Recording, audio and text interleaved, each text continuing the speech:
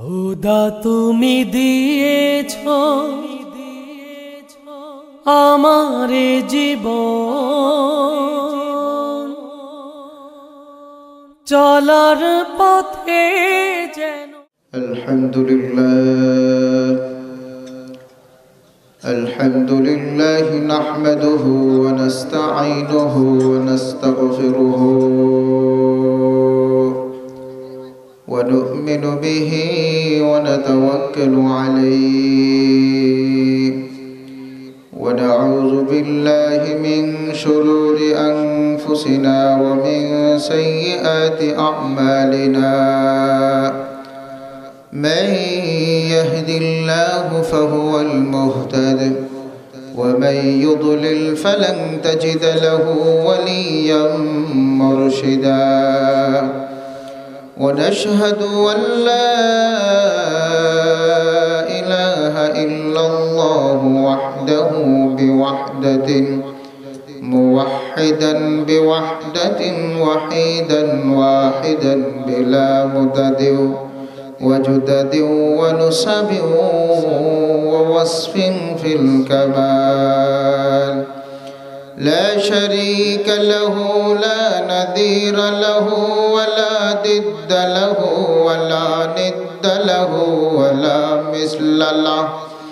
ونشهد أن سيدنا ونبينا وشفيعنا وحبيب ربنا وطبيبنا وطبيب قلوبنا وأولانا ومأوانا وملاذنا شمس الضحى بدر الدجى نور الهدى أحمد مصطفى محمد مجتبى صلى الله عليه وسلم. أما بعد فأعوذ بالله من الشيطان الرجيم. আমার সাথে পড়েন أعوذ بالله من الشيطان الرجيم. بسم الله الرحمن الرحيم. القارعة ما القارعة وما أدراك ما القارعة. يوم يكون الناس كالفراش المبثوث وتكون الجبال كالعهن المنفوش. فأما من ثقلت موازينه فهو في عيشة راضية. وأما من خفت موازينه فأمه هاوية. وما أدراك ما هي نار حامية. وقال النبي صلى الله عليه وسلم إذا رأيت شحا مطاعا وهوى متبعا ودينا مؤثرة وإعجاب كل ذي رأي برأي فعليك يعني نفسك ودع عنك العوام. وقال الله سبحانه وتعالى في كلامه المجيد إن الله وملائكته يصلون على النبي يا أيها الذين آمنوا صلوا عليه وسلموا تسليما. সকলে মহব্বতের সহিত পড়ি আল্লাহুম্মা সাল্লি আলা মুহাম্মাদ ওয়া আলা আলি মুহাম্মাদ কামা সাল্লাইতা আলা ইব্রাহিম ওয়া আলা আলি ইব্রাহিম ইন্নাকা হামিদুম মাজিদ اللهم بارك على محمد وعلى آل محمد كما باركت على إبراهيم وعلى آل إبراهيم إنك حميد مجيد عليك صلوات الله وصلوات الأبرار كنت تقيا حجيا بالأسحار ثم الصلاة والسلام سرمدا على نبي قد أتانا بالهدى أنت الشفيع الذي ترجى شفاعته على الصراط إذا ما ذلت القدم آمنت بالله صدق الله مولانا العظيم وصدق رسوله النبي الكريم ونحن على ذلك من الشاهدين والشاكرين والحمد لله رب العالمين অধ্যকার আয়োজিত পাটানটোলা শাহ কুতুব রহমতুল্লাহি আলাই জামে মসজিদ ও যুব সমাজের উদ্যোগে বার্ষিক ওয়াজ মাহফিলের সম্মানিত সভাপতি, মঞ্চে উপবিষ্ট উলামায়ে কেরাম, মেহমানানে বৃন্দ, অনেক দূর দূরান্ত থেকে আগত আল্লাহ প্রেমিক, নবী প্রেমিক, ইসলাম প্রেমিক পিতৃতুল্য বাবাজিরা, হজরতে খালিদ বিন ওয়ালিদ, মুসা বিন নুসাইর, মোহাম্মদ বিন জিয়াদ, মোহাম্মদ বিন কাসেম এর উত্তরসূরি নৌজওয়ান ভাইরা, স্নেহের ছোট ভাইরা, পর্দার আড়ালে পর্দানিশীন মা ও বোনেরা, সর্বপ্রথম সে রব্বুল ইজ্জাতের আলী শানে দরবারে আমরা শুকরিয়া জ্ঞাপন করছি যে রব্বুল আলামিন আমাদেরকে কালের ক্লান্তিময় সময়ে, যখন মানুষ দুনিয়া নিয়ে ব্যতিব্যস্ত হয়ে যায়, যখন মানুষ দুনিয়াতে কিভাবে বড় হবে, দুনিয়া কিভাবে কামাই করবে, দুনিয়াতে কিভাবে তার প্রভাব বিস্তার করবে, কিভাবে সে দুনিয়ার মাঝে সম্মান অর্জন করবে, এই নিয়ে ব্যস্ত, আল্লাহ পাক রব্বুল আলামিন ঠিক ওই সময় আমাদেরকে এক দামি মজলিসে আসার এবং বসার তৌফিক দিয়েছেন। এজন্য অন্তরে অন্তঃস্থল থেকে তার শিখানো ভাষায় আমরা শুকরিয়া জ্ঞাপন করি আলহামদুলিল্লাহ। দরুদ ও সালাম পাঠ করছি সেই নবীর উপর, সেই মহামানবের উপর যাকে রব্বুল আলামিন প্রেরণ করেছিলেন যখন পৃথিবী ছিল অন্ধকারে আচ্ছাদিত। মানুষ সত্য মিথ্যাকে পার্থক্য করতে পারত না, কোনটা ইবাদত কোনটা ইবাদত না। যখন সারা পৃথিবীর অবস্থা ছিল ভয়ানক পরিস্থিতিতে, যার ভৌগোলিক অবস্থা, রাজনৈতিক অবস্থা সর্বদিক দিয়ে অবক্ষয় ছিল, মানুষ মানবতা সেরে, মানবতা থেকে বের হয়ে পশুত্বের কাতারে পৌঁছে গিয়েছিল, ঠিক ওই মুহূর্তে আল্লাহ পাক রব্বুল আলামিন একজন মানুষকে, মহামানবকে দুনিয়াতে পাঠিয়েছেন সারা বিশ্ব মহামানবের কল্যাণের সাধনে।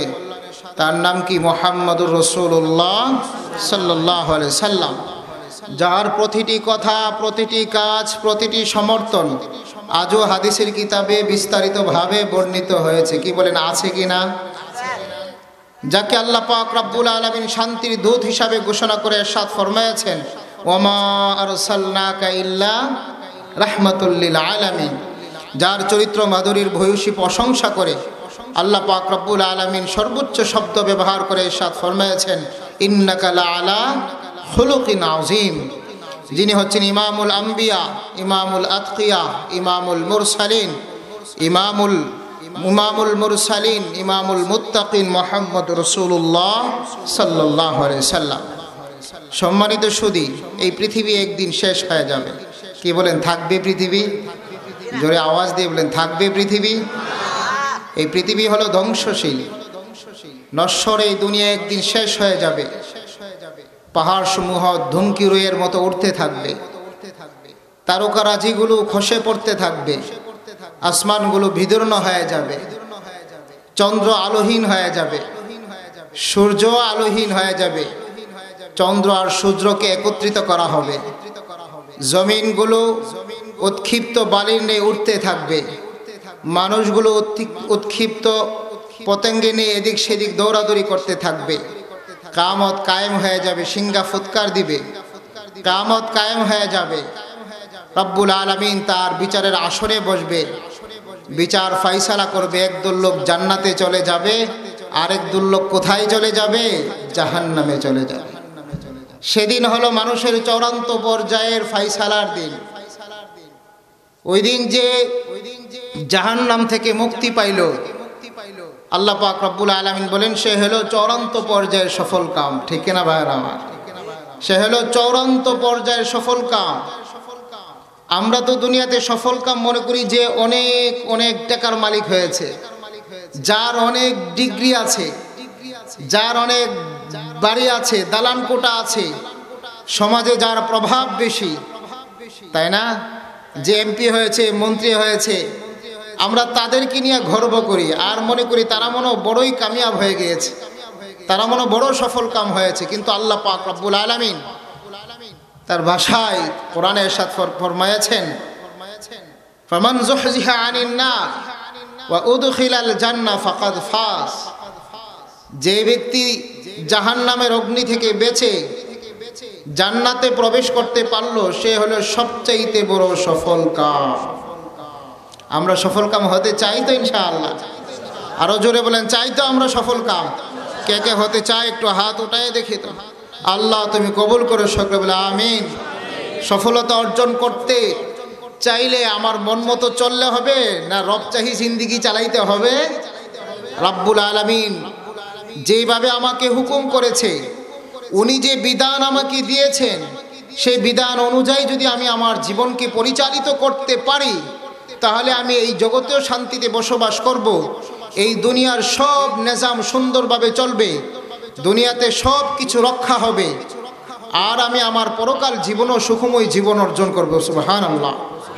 আর যদি তার দেওয়া বিধান ছেড়ে দিয়ে আমি আমার মন মতো বিধান, মন মতো যে আমি এখানে চলাফেরা করি, তাহলে সারা পৃথিবীর মানুষ যদি চায় এই পৃথিবী থেকে বিশৃঙ্খলা দূর করতে পারবে? আরো জোরে বলেন, পারবে? পারবে না।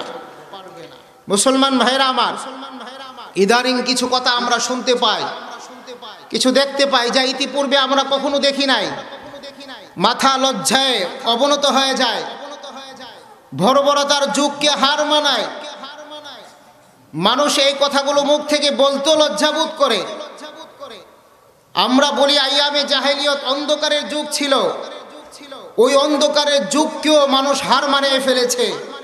আজকে আমরা শুনতে পাই, আমাদের কানে আওয়াজ আছে, বাবার হাতে মেয়ে ধর্ষিত হয়। কি বলেন, হয় কি না? বাবার হাতে মেয়ে ধর্ষিত হয়, ছেলের হাতে মা ধর্ষিত হয়। এটাতে আমি চাক্ষুষ প্রমাণ।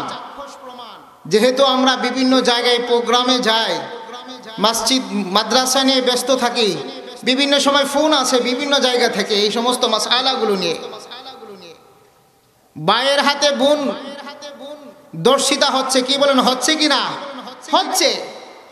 আজকে সারা পৃথিবীতে এমন এক ধূম্রঝাল সৃষ্টি হয়েছে, কথাগুলো বলতে লজ্জাও লাগে। কেন আজকে এই সমস্যাগুলো হচ্ছে? মুসলমান ভাইরা আমার, আমাদের তথাকথিত বুদ্ধিজীবীরা এই কথাগুলোর উত্তর তারা কেন দেয় না? আজকে তো সমস্ত আইন পাশ করা হয়েছে, সমস্ত সংবিধানে বিভিন্ন ধরনের সংবিধান পাশ করা হচ্ছে, ধর্ষণের জন্য মামলা হচ্ছে, নির্যাতনের জন্য মামলা হচ্ছে, সব কিছু হচ্ছে, কিন্তু কেন ধর্ষণ বন্ধ হচ্ছে না? আমি বলতে চাই, ধর্ষণ কখনো বন্ধ করা যাবে না, দুর্নীতি বন্ধ করা যাবে না, কখনো বেজাল অভিযান শেষ করা যাবে না যতক্ষণ পর্যন্ত কোরআনের বিধান না চালু করা হয়। ঠিক কিনা ভাইরা আমার? কোরআনের বিধান যতক্ষণ পর্যন্ত এই পৃথিবীতে চালনা করা হবে, পৃথিবীর সমস্ত মানুষ একত্রিত হয়ে চাইলেও যদি চাই শান্তি আনতে, আপনারা কি বলেন শান্তি আনতে পারবে? আরো জোরে বলেন পারবে? পারবে না। আচ্ছা বলেন তো দেখি, বাবার হাতে মেয়ে কেন দর্শন হচ্ছে? ভাইয়ের কাছে বোন কেন দর্শন হচ্ছে? সন্তানের কাছে মা কেন দর্শন হচ্ছে? তারা কেন দর্শিতা হচ্ছে? কেন? এর মূল কারণ কি? যদি আপনি মূল কারণ খুঁজে দেখেন, যদি চিন্তা করেন, তাহলে দেখবেন একটাই কারণ, সেটা হলো আল্লাহর বিধান লঙ্ঘন করার কারণে। ঠিক কিনা ভাইরা আমার? যদি আল্লাহর বিধান তারা মানত, যে পোশাক তারা পরবে শালীনতার পোশাক, আজকে আপনি যে পোশাক পরে রাস্তায় বের হচ্ছেন, এই পোশাক পরে আপনি অপর পুরুষকে আপনার দিকে আকৃষ্ট করছেন। আমি আপনার কাছে প্রশ্ন করতে চাই, আপনি যদি এই পোশাক পরে রাস্তায় বের হন আর অপর পুরুষ যদি আপনার দিকে আকৃষ্ট হয়, এতে যদি কোনো দুর্ঘটনা ঘটে, তাহলে ওই পুরুষ দায়ী না, একটা মেয়ে দায়ী। জোরে আওয়াজ দিয়ে বলে, একটা মেয়ে দায়ী। এই জন্য মুসলমান ভাইরা আমার, আমি আপনাদের কাছে যে কথাটা বলতে চাই, যতক্ষণ পর্যন্ত আল্লাহ পাক রব্বুল আলামিন যে বিধানগুলো আমাদের মাঝে দিয়েছেন, এই আল্লাহ তাআলা যে বিধান আমাদের সমাজে দিয়েছেন, এই পৃথিবীতে দিয়েছেন, এই বিধানগুলো দেওয়ার উদ্দেশ্য হলো পৃথিবী যেন সুন্দরভাবে থাকে। ঠিক কিনা ভাইরা আমার? মানুষ যেন সুন্দরভাবে বসবাস করে, মানবতা যেন হরণ না হয়, সমাজ যেন ধ্বংস না হয়, সমাজ যেন সুন্দরভাবে সুশীলভাবে গঠিত হয়। এই জন্য আল্লাহ পাক রব্বুল আলামিন কিছু বিধান আল্লাহ তাআলা দিয়েছেন। আল্লাহর বিধানকে লঙ্ঘন করে মানুষ রচিত যত বিধান এই দুনিয়াতে কায়েম করা হোক না কেন, যত সংবিধান তারা প্রয়োগ করুক না কেন, পৃথিবীতে কখনো শান্তি আসবে না। শান্তি আসবে আল্লাহর বিধান। পর্দার বিধান কে দিয়েছেন? আরো জোরে বলেন, কে দিয়েছে? আল্লাহর বিধান, আল্লাহ দিয়েছেন পর্দার বিধান। কিন্তু আমরা যদি পর্দা লঙ্ঘন করে যদি বলি যে এই প্রিজিং বন্ধ করা হোক, কি বলেন এই প্রিজিং বন্ধ হবে? এটা তো হইল জানালা বন্ধ করে দরজা খোলা রাখার মতো। ঠিক কিনা ভাইরা আমার? যাই হোক, এটা হইলো আমার একটা কথা। কিন্তু আমার মূল আজকে আলোচ্য বিষয়, আমি আপনাদের সাথে যে আলোচনাটা করব, আজকে আমি আপনাদের সামনে যে সূরা পাঠ করেছি, এই সূরার নাম কি? সূরাতুল কারিয়া। জোরে বলেন, সূরার নাম কি? সূরাতুল কারিয়া। এই সূরাতে আল্লাহ পাক রব্বুল আলামিন প্রথমে কিয়ামতের কিছু বিভীষিকাময় অবস্থা বর্ণনা করেছেন। মাঝখানে আল্লাহ তাআলা বলেছেন যে কিয়ামতের ময়দানে যার পাল্লা ভারী হবে তার ঠিকানা কোথায় হবে? জোরে আওয়াজ দিয়ে বলেন, কোথায় হবে? জান্নাতে। আর যার পাল্লা হালকা হয়ে যাবে তার ঠিকানা কোথায় হবে? জাহান্নামে। যার পাল্লা ভারী হবে সে সফল কাম হবে, আর যার পাল্লা কি হয়ে যাবে? নিচু হয়ে যাবে, পাল্লা হালকা হয়ে যাবে, তার ঠিকানা কোথায় হবে? জাহান্নাম হবে, সে অসফল কাম হয়ে যাবে। আল্লাহ পাক রব্বুল আলামিন এই সূরাতে প্রথমে আল্লাহ পাক রব্বুল আলামিন আল কারিয়াতু মাল কারিয়া ওয়া মা আদরাকা মাল কারিয়া, আল্লাহ তাআলা কিয়ামতের বিভীষিকাময় অবস্থা সম্পর্কে বর্ণনা করছেন। শুধু এই সূরাতে নয়, আল্লাহ পাক রব্বুল আলামিন কোরআনে অসংখ্য জায়গায় আল্লাহ তাআলা কিয়ামতের অবস্থা বর্ণনা করেন। আল হাক্কাতু মাল হাক্কা ওয়া মা আদরাকা মাল হাক্কা কাযযাবাত সামুদু ওয়া আদুম বিল কারিয়া ইযা যুলজিলাতিল আরদু জিলজালাহা ওয়া আখরাজাতিল আরদু আসকালাহা ওয়া ক্বালাল ইনসানু মা লাহা ইযাশ শামসু কুবিরাত ওয়া ইযান নুজুমু কাদারাত إذا السماء انفطرت وإذا البحار فجرت وإذا القبور بعثرت فإذا برق البصر وخسف القمر وجمع الشمس والقمر। আল্লাহ পাক রব্বুল আলামিন কোরআনুল কারীমে অসংখ্য জায়গায় কিয়ামতের আলোচনা করেছেন। আল্লাহ তাআলা নবীকে বলছেন, হে নবী, আল কারিয়াতু মাল কারিয়া, আপনি কারিয়া কি জানেন? ওয়া মা আদরাকা মাল কারিয়া, কারিয়ার অবস্থা কি আপনি জানেন? কিয়ামতের অবস্থা কি আপনি জানেন? আল্লাহ পাক রব্বুল আলামিন বলেন, যখন কিয়ামত কায়েম হয়ে যাবে, ইসরাফিল আলাইহিস সালাতু ওয়াস সালাম যখন সিংহা ফুৎকার দিবে, সিংহা ফুৎকার দেওয়ার সাথে সাথে পাহাড়গুলো, তারপর আল্লাহ বলেন ইয়াউমা ইয়াকুনুন নাস, মানুষগুলো ওই সময় বিক্ষিপ্ত পতঙ্গের নিয়ে এদিক সেদিক দৌড়াদৌড়ি শুরু করে দিবে। পাহাড় সমূহ ধুমকির মতো উঠতে থাকবে, আসমান সমূহ বিদীর্ণ হয়ে যাবে, তারকারাজিগুলো খসে পড়ে যাবে, চন্দ্র আলোহীন হয়ে যাবে, সূর্য জ্যোতিহীন হয়ে যাবে, সব কিছু উল্টা পাল্টা হয়ে যাবে। জমিনগুলো উৎক্ষিপ্ত বালির নিয়ে উঠতে থাকবে, উপরের জমিন নিচে চলে যাবে, নিচের জমিন উপরে উঠে আসবে, আসমান সমূহ ভেঙ্গে চূর্ণ বিচূর্ণ হয়ে যাবে। আল্লাহ পাক রব্বুল আলামিন বলছেন, নবী, মানুষ আপনাকে জিজ্ঞাসা করে কিয়ামত কখন হবে, ইয়াসআলুকান নাসু ইয়াউমাল কিয়ামা, মানুষ আপনাকে কিয়ামত সম্পর্কে জিজ্ঞাসা করে, আপনি মানুষকে বলেন কিয়ামত অবশ্যই হবে, কি বলেন হবে কিনা জোরে বলেন।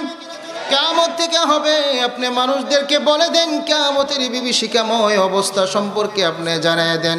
ইয়াউমা তারাউনাহা তাযহালু কুল্লু মুরদাআতিন আম্মা আরদাআত ওয়া তাদউ কুল্লু যাতিন হামলিন হামলাহা ওয়া তারান নাসা সুকারা ওয়া মা হুম বিসুকারা।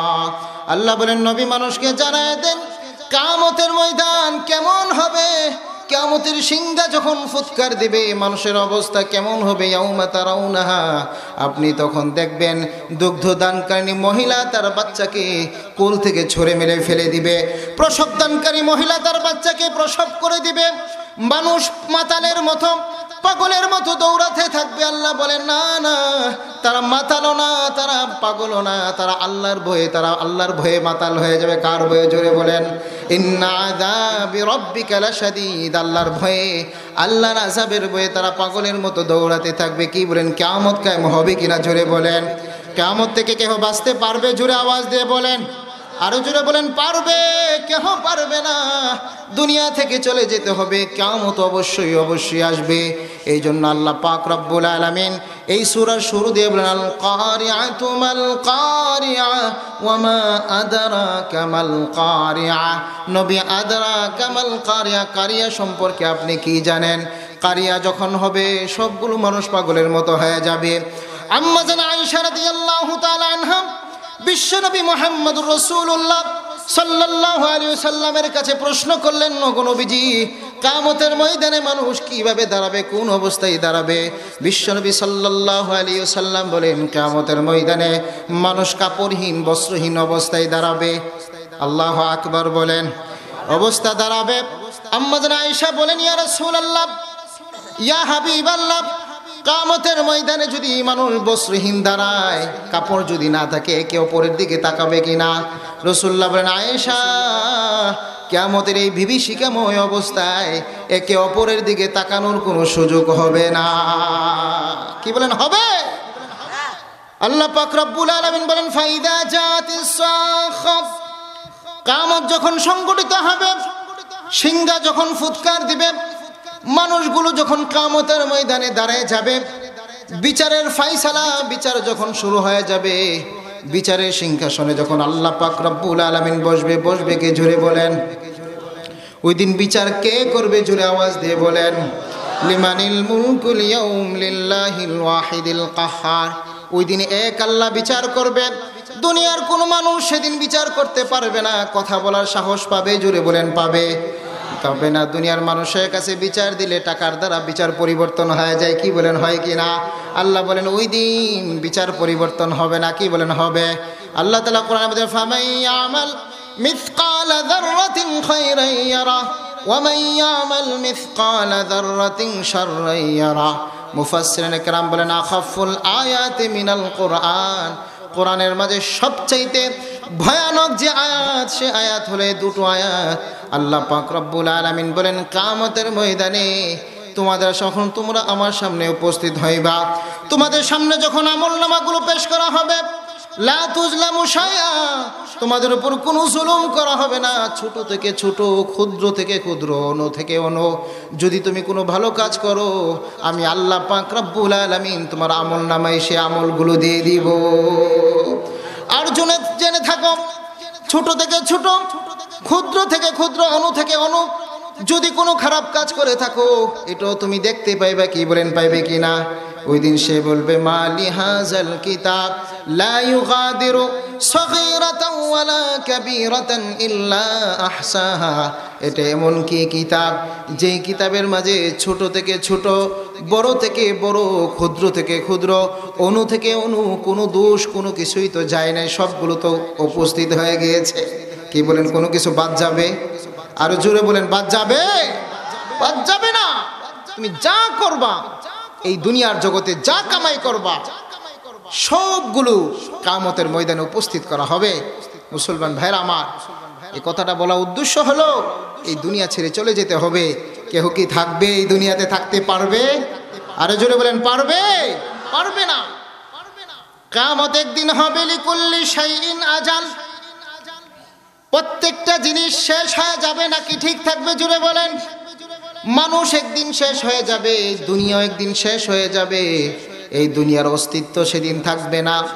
বিশ্বনবী সাল্লাল্লাহু আলাইহি ওয়াসাল্লাম বলেন, কিয়ামতের ময়দানে যখন সে তার আমলনামাগুলো দেখবে, কিছু লোক বলবে রব্বুল আলামিন, আমি তো এই অপরাধগুলো করি নাই, এত গুনাহ তো আমি করি নাই, এত আমল তো, এত খারাপ কাজ তো আমি করি নাই, ফেরেশতারা এগুলো ভাড়ায় ভাড়ায় লিখেছে। আল্লাহ পাক রব্বুল আলামিন বলবেন, আরে আল্লাহর বান্দা, আরে নাফরমান বান্দা, ফেরেশতারা তোমাদের উপর কোনো জুলুম করে নাই, অত্যাচার করে নাই। তারা বলবে না না, ফেরেশতারা জুলুম করেছে, অত্যাচার করেছে। আল্লাহ বলবেন, ঠিক আছে, তাহলে এখন আমি সাক্ষী পেশ করব, তোমরা বিশ্বাস করবা কিনা? বলে হ্যাঁ। তোমার অঙ্গ প্রত্যঙ্গগুলো যদি তোমার বিরুদ্ধে সাক্ষী দেয়, তুমি কি সেইগুলো বিশ্বাস করবা কিনা? বলে হ্যাঁ হ্যাঁ। যদি অঙ্গ প্রত্যঙ্গগুলো আমার বিরুদ্ধে সাক্ষী দেয় তাহলে তো অবশ্যই বিশ্বাস করব। মুসলমান ভাইরা আমার, কোরআনে আল্লাহ পাক রব্বুল আলামিন বলেন, আল-ইয়াউমা নাখতিমু আলা আফওয়াহিহিম ওয়া তুকাল্লিমুনা আইদিহিম ওয়া তাশহাদু আরজুলুহুম বিমা কানু ইয়াকসিবুন। আল্লাহু আকবার বলেন। ওই দিন আল্লাহ পাক রব্বুল আলামিন মানুষের মুখ বন্ধ করে দিবে, মোহর মেরে দিবে, তার হাত তার বিরুদ্ধে সাক্ষী দিবে। মুসলমান, কথাগুলো মনোযোগ সহকারে শুনুন। তার চামড়া তার বিরুদ্ধে সাক্ষী দিবে, তার কান তার বিরুদ্ধে, তার চোখ তার বিরুদ্ধে সাক্ষী দিবে, তার জবান তো বন্ধ হয়ে যাবে, তার চামড়া, তার পা তার বিরুদ্ধে সাক্ষী দিবে, তার সমস্ত অঙ্গ প্রত্যঙ্গগুলো তার বিরুদ্ধে সাক্ষী দিবে।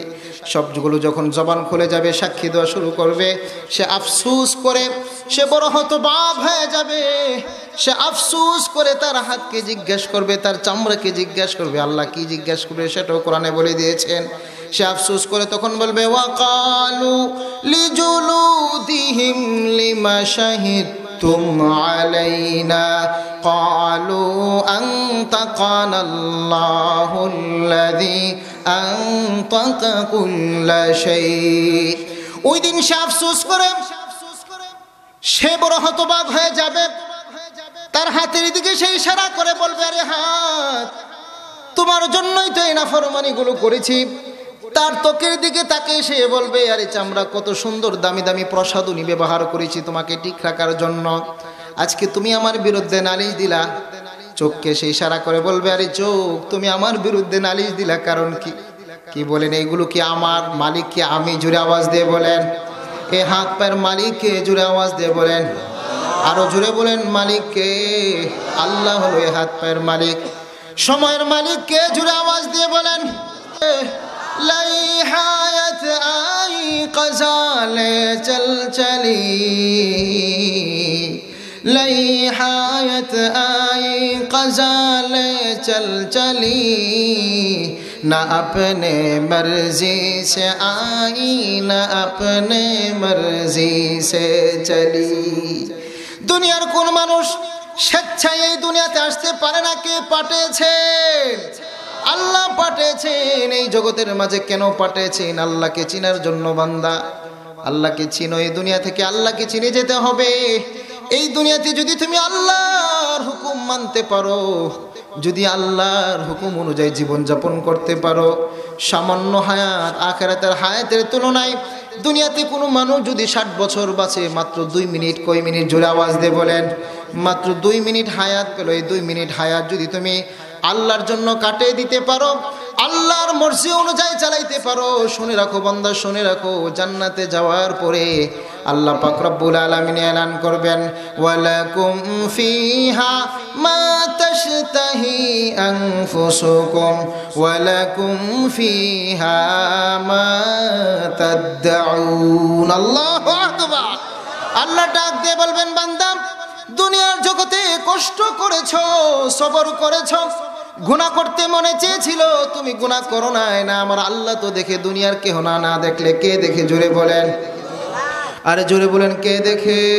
আল্লাহ দেখে। যা তুমি মুসলমান ভাইরা আমার, ফজরের সময় আজান দিয়েছে, মুয়াজ্জিন ঘুমাইতে ইচ্ছে করেছিল, কিন্তু সে মনে মনে ভাবলো আল্লাহর হুকুম হলো ফজরের সালাত আদায় করা, সে ফজরের নামাজের জন্য উপস্থিত হয়ে গেল। কার জন্য?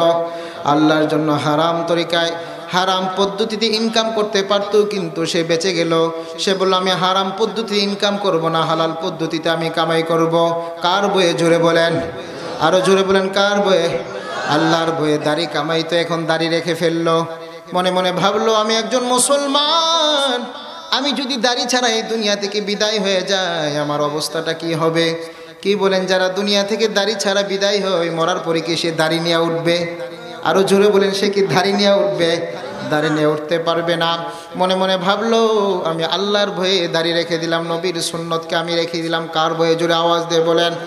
বিশ্বনবী সাল্লাল্লাহু আলাইহি ওয়াসাল্লাম বলেন, কিয়ামতের ময়দানে আল্লাহ পাক রব্বুল আলামিন ডাক দিবেন, আইনাল মুতাহাজ্জাদুন, আইনাল মুতাহাজ্জাদুন। ওই সমস্ত লোকরা কোথায় যারা দুনিয়ার সমস্ত মানুষগুলো ঘুমিয়ে যেত, আর শেষ রাত্রে উঠে তারা আল্লাহর দরবারে সিজদায় লুটে পড়তো। আল্লাহু আকবার বলেন।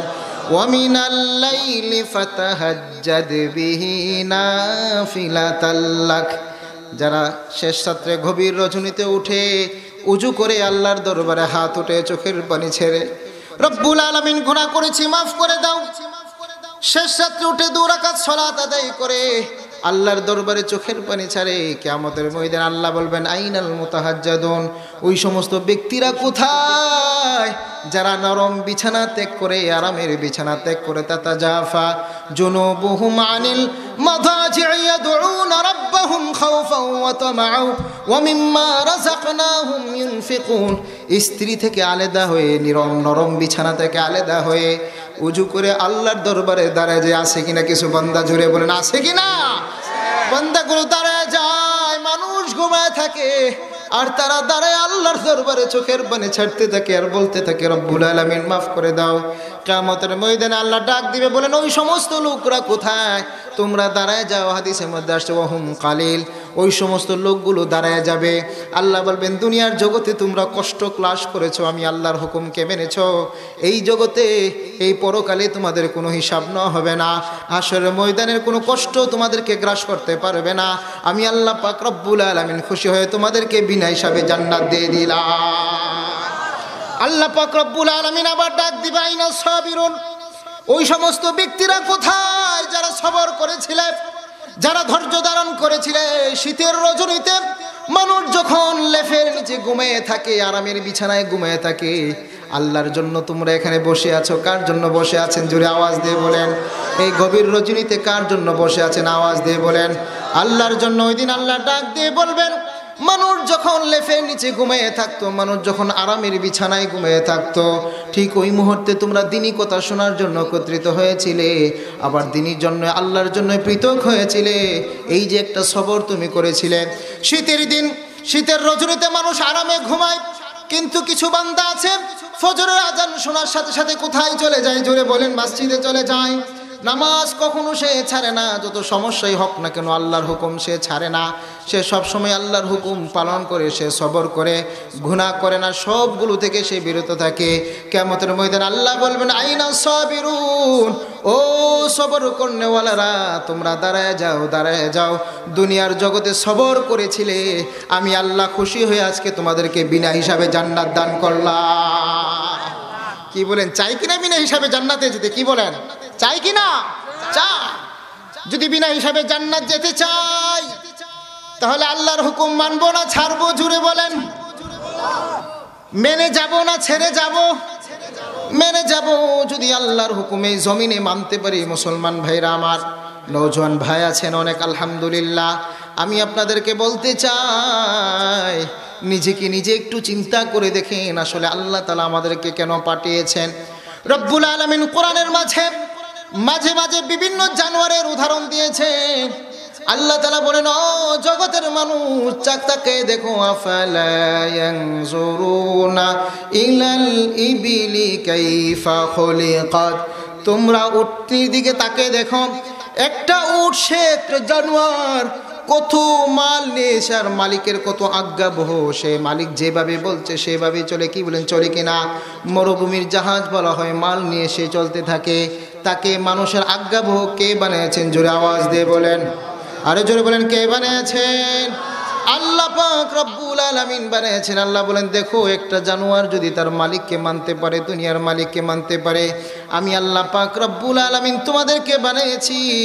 আমি তোমাদেরকে এক অন্ধকার নয়, দুই অন্ধকার নয়, কয় অন্ধকারের ভিতরে আমাদেরকে বানিয়েছে? তিন অন্ধকার। কয় অন্ধকার? জোরে বলেন, খালকাম মিন বাদি খালকিন ফি যুলুমাতিন সালাস। এক অন্ধকার নয়, দুই অন্ধকার নয়, তিন অন্ধকারে আমি আল্লাহ তোমাদেরকে বানিয়েছি।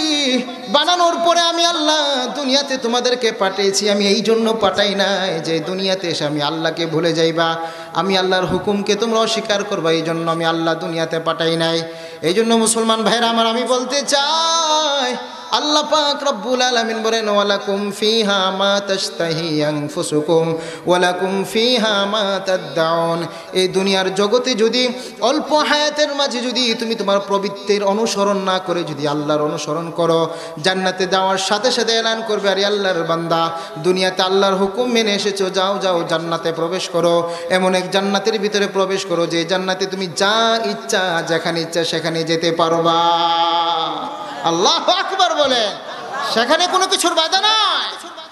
এই নাদি মুনাদিন, একজন ফেরেশতা এলান করবে, যাও যাও এমন এক জান্নাতের ভিতরে তুমি প্রবেশ করো। আন্না লাকুম তাসিহু ফালা তাকসিমু আবাদা। দুনিয়ার জগৎটা তো এমন ছিল, কোনো মানুষ চিরকাল সুস্থ থাকতে পারে না। কি বলেন, পারে? পারে, আরো জোরে বলেন, পারে? দুনিয়ার কোনো মানুষ চিরকাল সুস্থ থাকতে পারে না, অসুস্থ হয়ে যাবে।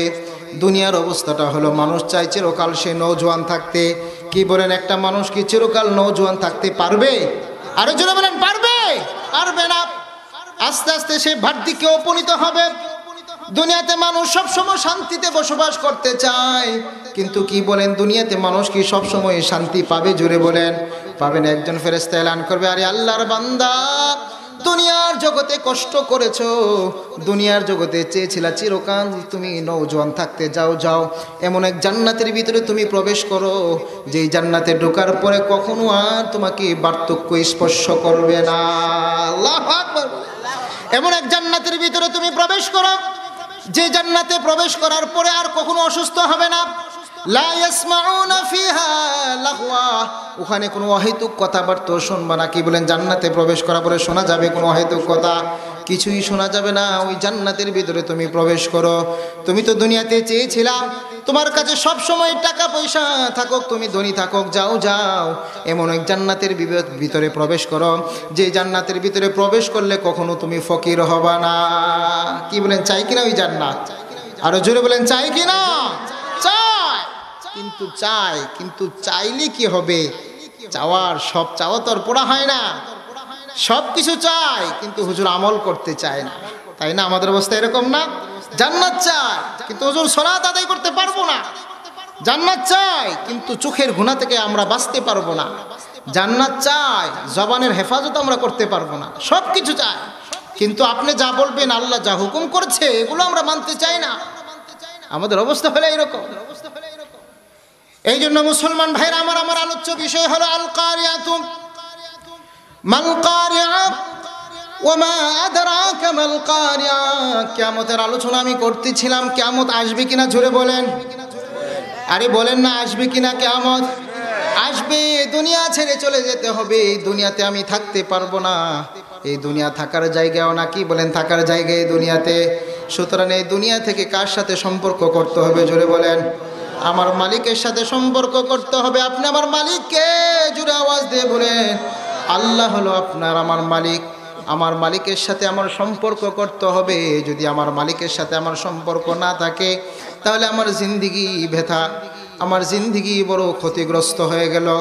এই জন্য মুসলমান ভাইরা আমার, আল্লাহ থেকে চাইতে হবে। কার কাছে চাইতে হবে? জোরে আওয়াজ দিয়ে বলেন। আল্লাহর কাছে চাইতে হবে। বিশ্ব নবী বলেন, ইজা তাসআল ফাসআলিল্লাহ, চাইলে কার কাছে চাও?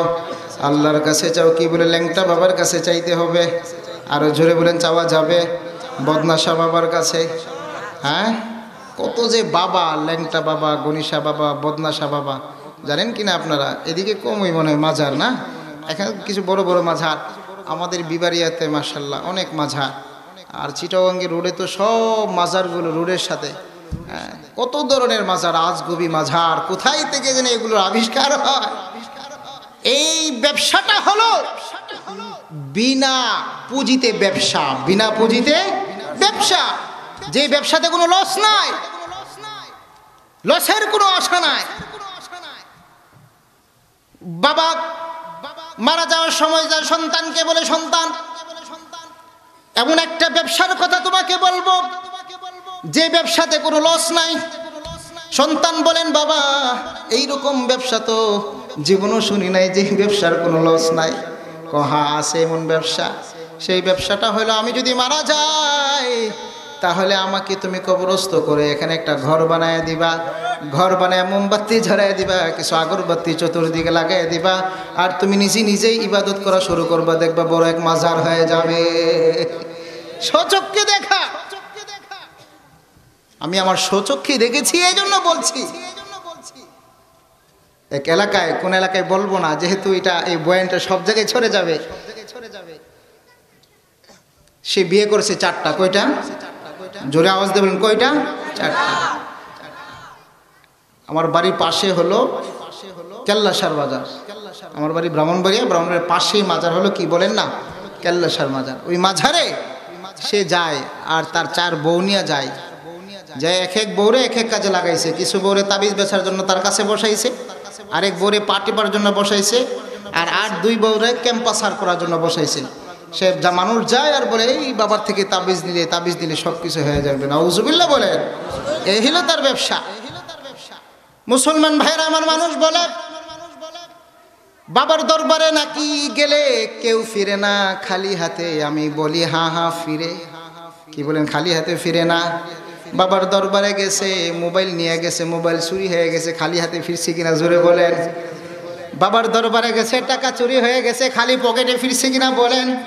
বাবার দরবারে গেছে, জুতা চুরি হয়ে গেছে, খালি পায়ে ফিরেছে, খালি পায়ে ফিরেছে। আমি বলি, হ্যাঁ একটা দরবার আছে, যে দরবার থেকে কেউ খালি হাতে ফিরে না। সেই দরবারের নাম কি? চিল্লায় বলেন, আরে জোরে বলেন। এই দরবারের নাম কি? কার দরবার? আরো জোরে বলেন, মুসলমান, কার দরবার? আল্লাহর দরবার। যেই দরবারে গেলে মানুষ খালি হাতে ফিরাই না। আল্লাহ পাক রব্বুল আলামিন বলেন, মানজাল্লাযী কারআ বাবি, এমন কে আছে যে আমার দরবারে খটখটাইছে, যে আমার দরবারে গিয়ে ডাক দিয়েছে। মানজাল্লাযী বান আতাইতানি লাইলান ফাকাবিলতুহু ওয়া মিন আতাইতানি লাইলান নাহারান ফাকাবিলতুহু। এমন কে আছে যে রাত্রি বেলা আমি রব্বুল আলামিনকে ডাক দিয়েছে আর আমি রব্বুল আলামিন তার ডাকে সাড়া দেই নাই।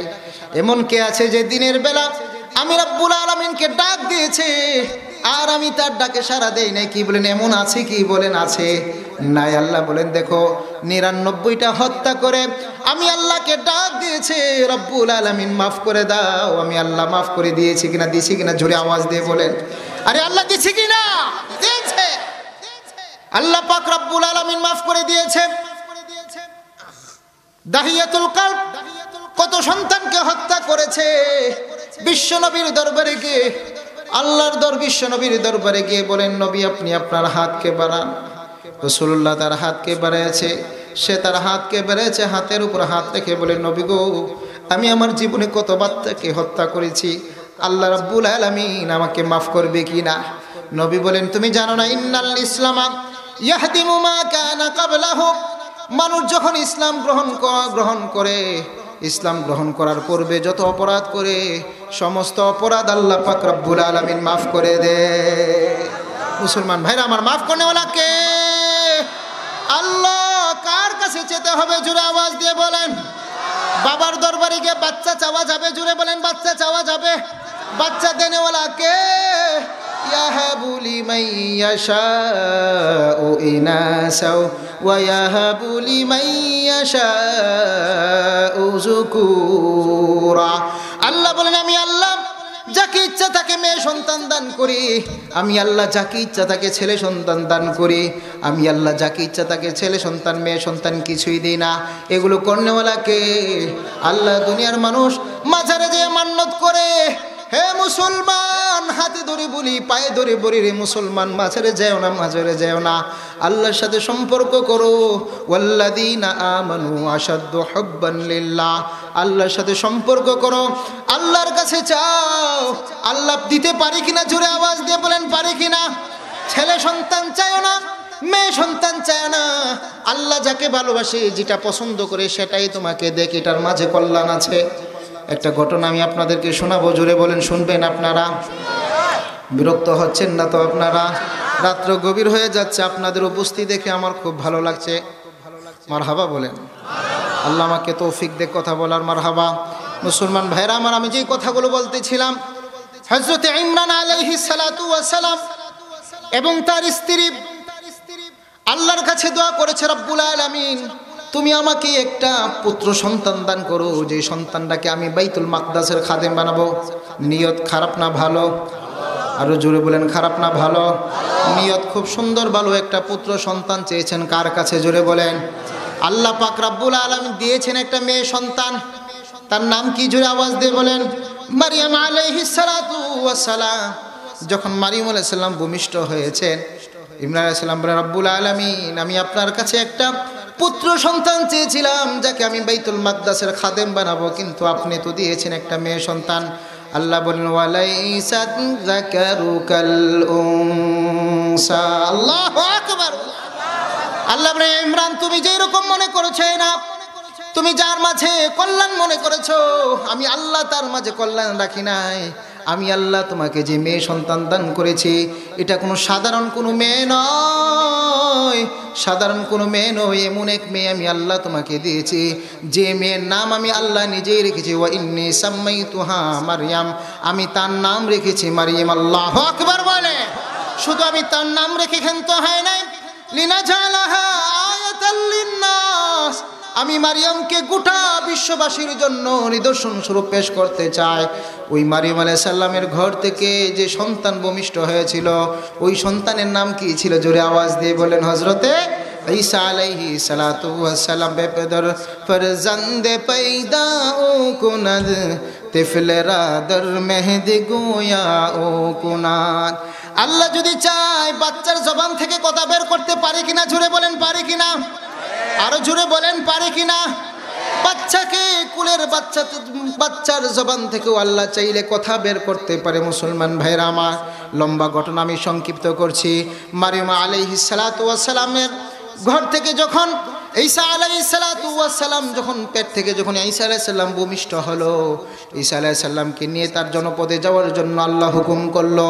আল্লাহ বলল, মারিয়াম তুমি যাও, যাও মানুষের কাছে যাও, জনপদের কাছে যাও। মারিয়াম আলাইহিস সালাম আল্লাহর কাছে বলেন, রব্বুল আলামিন আমি তাকে নিয়ে কিভাবে যাব? মানুষ আমাকে খারাপ অপবাদ দিবে, মানুষ বলবে মারিয়াম তুমি তো বড় খারাপ মহিলা, তোমার তো বিয়ে হয় নাই, তুমি বাচ্চা কোথায় থেকে আনছো? কি বলবে? বলবে কিনা? জোরে বলেন, আরো জোরে বলেন, বলবে কিনা? বলবে। রব্বুল আলামিন আমি আমার এই বাচ্চাকে নিয়ে কিভাবে যাবো? আল্লাহ বলেন, মারিয়াম বেশি কথা বলার দরকার নাই, তুমি একটা কথা বলবা, ইন্নী নাযারতু লিররহমানি সাওমান।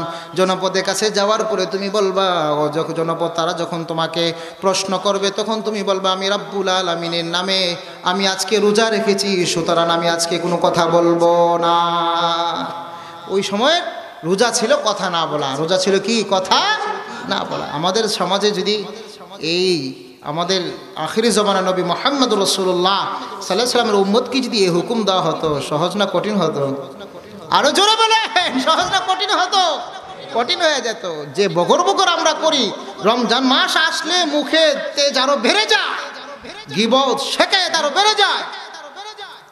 কাজ থাকে না তো, বসে বসে গীবত করতে থাকে। গীবত আমাদের কাছে গীবাত হয়ে গেছে। গীবাত খাইলে যে এরকম মজা লাগে, গীবত করতে এরকম মজা লাগে। মুসলমান ভাইরা আমার, কেহ যদি নামাজ না পড়ে তাকে আমরা অপরাধ মনে করি। অপরাধী মনে করি। কেহ যদি রোজা না রাখে তাকে আমরা অপরাধী মনে করি, রাগ করি কিনা? জোরে আওয়াজ দিয়ে বলেন, করি কিনা? কেহ যদি আল্লাহর হুকুমকে অমান্য করে তাকে অপরাধী মনে করি, কিন্তু কেহ যদি গীবত শিকায়েত করে আমরা তাকে অপরাধী মনে করি না। অথচ আল্লাহ পাক রব্বুল আলামিন কোরআনে বলেন, আয়ুহিব্বু আহাদুকুম আইয়াকুলা লাহমা আখিহি মাইতান ফাকারিহতুমু, তোমাদের মাঝে কি কেহ এই জিনিসটা পছন্দ করে যে তার আপন ভাইয়ের, জীবিত ভাই না মৃত ভাই, আপন ভাই মরে গেছে, ওই ভাইয়ের শরীর থেকে গোশত কেটে দিবে আর সেটা সে ভক্ষণ করবে? এটা কি দুনিয়ার কোনো মানুষ পছন্দ করবে? জোরে আওয়াজ দেবেন, করবে? তাহলে আল্লাহ বলেন, যদি তোমরা এটা পছন্দ না করো তাহলে মানুষের গীবত তোমরা কেন করো, মানুষের দুশ্চর্চা তোমরা কেন করো? এই জন্য মুসলমান ভাইরা আমার, আমি অনুরোধ করে বলি, মুসলমান আমলকে নষ্ট করো না, আমলকে নষ্ট করো না, আমলকে নষ্ট করো না। হযরত আবু দারদা রাদিয়াল্লাহু তাআলা আনহু বলেন, এই জগতের মানুষ তোমাদের যদি গীবত করতে মনে চায়, গীবত শিকায়েত করতে যদি মনে চায়, তাহলে তোমরা তোমার মায়ের গীবত করো, তোমাদের বাবার গীবত করো, তাহলে তোমার আমলগুলো কোথায় চলে যাবে? বাবার আমল নামায় চলে যাবে, মায়ের আমল নামায় চলে যাবে। তাহলে তোমার বাবা মার গীবত করো। ইমাম আবু হানিফা রাহমাতুল্লাহি আলাইহি, ওনার বেবি প্রসিদ্ধ ঘটনা, এক লোক ওনার গীবত করতো, ওনার নামে দুশ্চর্চা করতো, তার বাড়িতে উনি মিষ্টি পাঠায়। আল্লাহু আকবার বলেন। ইমাম আবু হানিফা রাহমাতুল্লাহি আলাইহি, আল্লাহ তাআলা ওনাকে অনেক সবর দিয়েছিলেন, অনেক ধৈর্য দিয়েছিলেন। উনি সাধারণ কোন মানুষ ছিলেন না। দুঃখের বিষয় হলো, আমাদের সমাজে তথাকথিত কিছু মানুষ, অল্প বিদ্যা ভয়ঙ্কর, আছে কিনা বলেন না, জোরে বলেন, আছে কিনা? অল্প বিদ্যা ভয়ঙ্কর। তারা ইমাম আবু হানিফার সমালোচনা করে, একেবারেই কষ্ট লাগে মনের মাঝে। কার সমালোচনা করছো তুমি? কে আর কার সমালোচনা তুমি করছো? কোনদিন চিন্তা করছো তুমি? সমস্যাটা হলো, আজকে আমি আমার মতো চিন্তা করতে চাই, আমি যতটুকু বুঝি আরেকজনকে ওইভাবে মাপতে চাই। যে লোকটা এক ওয়াক্ত নামাজ পড়ে না, যে লোকটা সালাত আদায় করে না, রোজা রাখে না, আল্লাহর হুকুম মানে না, তার কাছে 5 ওয়াক্ত নামাজ পড়াই তার কাছে কষ্টকর। এই লোকটা যদি শুনে 40 বছর একাধারে এশারের ওজুর দ্বারা ফজরের নামাজ পড়ছে, সে মানতে কষ্ট হবে কিনা? জোরে বলেন, আরো জোরে বলেন, হবে কিনা? হবে। কারণ এই লোক তো নামাজই পড়ে না। আর এই লোকের সামনে যদি বলা হয় ইমাম আবু হানিফা 40 বছর এশারের ওজুদা ফজরের সালাত আদায় করেছে, তাহলে সে মনে করবে এটা আজগুবি ঘটনা। আমাদের সমাজে এরকমই হচ্ছে। বড় বড় উলামায়ে কেরামের সমালোচনা করে তারা, আইম্মায়ে কেরামের, মুস্তাহিদিনে কেরামের সমালোচনা করে, করছে কিনা? জোরে বলেন, আরো জোরে বলেন, করছে কিনা? ইমাম বুখারী রাহমাতুল্লাহ আলাইহি শেষে যদি শাফি লেখা যেতে পারে, ইমাম তাহাবী রাহমাতুল্লাহ আলাইহি শেষে যদি হানাফি লেখা যেতে পারে, ইমাম মুসলিমকে যদি শাফি বলা হয়, ইমাম তিরমিজি শেষে যদি হাম্বলি লেখা যেতে পারে, তারা যদি ইমামকে মানতে পারে, এতে বড় বড় হাফিজুল হাদিস, যাদের অপলান্ত কষ্টের মাধ্যমে আজকে আমাদের কাছে হাদিসগুলো এসেছে, তারা যদি ইমামকে মানতে পারে, তাহলে আমাদের মানতে সমস্যা কি? ঠিক কিনা ভাইরা আমার? বড় বড় ইমাম পৃথিবীর ইতিহাসে, ইমামুল জারহ ওয়াত তা'দীল রেজালের 2 জন বড় ইমাম, যারা হাদিস নিয়ে পড়াশোনা করে, হাদিসের উপরে পিএইচডি করছে, পড়াশোনা করে। আমি হাদিস নিয়ে, উলুমুল হাদিস আর তাকাসসুস ফিল হাদিস নিয়ে আমি পড়াশোনা করেছি, এই জন্য বলছি এই কথাটা। 2 জন বড় রেজাল ছিলেন, 2 জন বড় ব্যক্তি, একজন আব্দুর রহমান ইবনে মাহদি, ইয়াহইয়া ইবনে সাঈদ আল কাত্তান। এই দুজন হানাফি মাযহাবের ছিল। মুসলমান ভাইরা আমার, আমি আপনাদের কাছে এই কথা বলতে চাই না যে আপনি হানাফি মাযহাবই মানেন। আপনি মানেন, শাফি মাযহাব মানতে চাইলে মানেন, হাম্বলি মাযহাব মানতে চাইলে মানেন, কিন্তু গালিগালাজ করার কি দরকার? আপনার মিথ্যাচার করার কি দরকার? ঠিক কিনা ভাইরা আমার? এইরকম যদি মিথ্যাচার করো তোমরা এই বাংলার জমিনে, যখন উলামায়ে কেরাম সোচ্চার হয়ে যাবে, এই বাংলার জমিনে তোমাদের ঠাঁই হবে না। স্পষ্ট এই কথাগুলো শুনে রাখতে হবে মুসলমান। মিথ্যাচার করার কি দরকার তোমাদের? মানুষের ব্যাপারে অপবাদ কেন তুমি দিবা? তোমার চিন্তা কতটুকু? তুমি কাকে নিয়ে চিন্তা করছো? মানুষের ব্যাপারে অপবাদ দিচ্ছ তুমি। আশরাফ আলী থানভীর নাম শুনেছেন কিনা? জোরে বলেন। আশরাফ আলী থানভী রাহমাতুল্লাহ আলাইহি ওনার জীবনে এত কিতাব লিখেছেন, এত কিতাব লিখেছেন। ওনার জীবনের শুরু থেকে নিয়ে শেষ পর্যন্ত যদি কিতাবের পৃষ্ঠা গণনা করা হয় তাহলে প্রতিদিন 25 পৃষ্ঠার চেয়ে বেশি উনি লিখেছেন। আপনাদের কাছে প্রশ্ন হলো, একটা লোক কি জন্মের পরেই লেখালেখি শুরু করতে পারে? জুড়ে বলেন, আরো জুড়ে বলেন, পারে? পারে না। যদি জন্মের পরে লেখালেখি না করে তাহলে তার বয়সটা কতটুকু যাওয়ার পরে সে লেখালেখি শুরু করেছে? তাইলে সে ওয়াজ মাহফিল করেছে, দর্স তাদরিসের খিদমত করেছে, সারা পৃথিবী মোটামুটি অনেক দেশ তিনি সফর করেছে। আবার এত লেখালেখি উনি কিভাবে করেছে? যালিকা ফাদলুল্লাহ। এটা কার? জোরে বলেন না, কার মেহেরবানি? আল্লাহর মেহেরবানি। আল্লাহ তাকে এই শক্তি দিয়েছে। এটা কি আপনি অস্বীকার করবেন? ইমাম মুহাম্মদ রাহমাতুল্লাহি আলাইহি উনি ওনার জীবনে বলেন 1000 কিতাব লিখেছেন। আল্লাহু আকবার বলে। ইমাম মুহাম্মদ রাহমাতুল্লাহ আবু হানিফার ছাত্রে। আর এই কিতাবগুলো আজও পৃথিবীতে আছে। আপনি যদি সব ঘটনাকে স্বপ্নের মতো মনে করেন, শেয়ারে কবির, আল মাবসুত, শেয়ারে সাগীর, বড় বড় কিতাব উনি লিখেছেন। আপনি যদি এইগুলোকে যদি স্বপ্নের মতো মনে করেন, তাহলে একটা লোক আপনি বলেন তো দেখি, এই লোকটা এত কিতাব কিভাবে লিখেছেন? যদি আল্লাহ তাআলার মেহেরবানি না হতো, আল্লাহ তাআলার ফজল না হতো, তাহলে কি লিখতে পারতো? জুড়ে বলেন, পারতো? পারতো না। এই অল্প হায়াতের মাঝে এত লেখালেখি কিভাবে করেছে? আমাদের মতো কি কম্পিউটারের যুগ?